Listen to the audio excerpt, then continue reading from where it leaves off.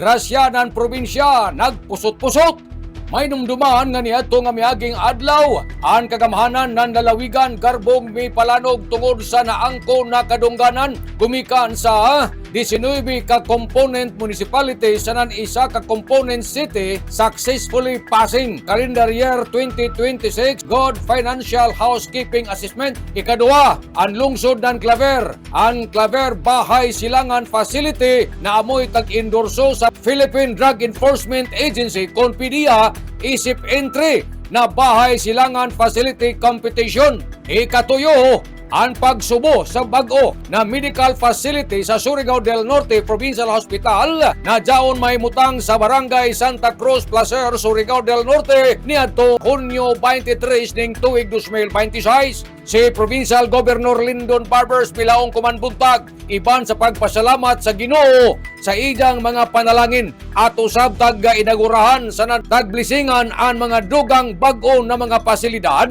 sa Surigao del Norte Provincial Hospital.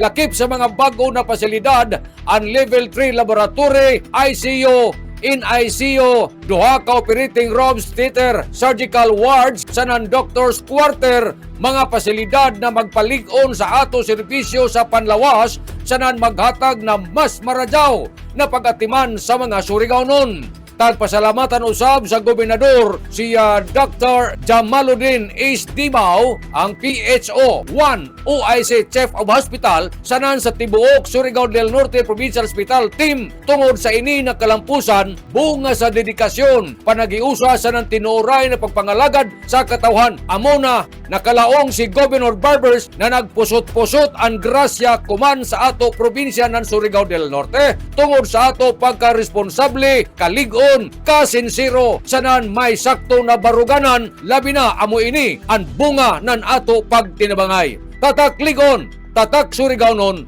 amping, ampo, abanti Surigao. Nanukad, gikan diri sa Kapitolyo, ini si Marictioners Marcon Sim Vlogs, Mario Conali, Simurlan Mulaong, salamat, maradyaw na adlaw, natong tanan.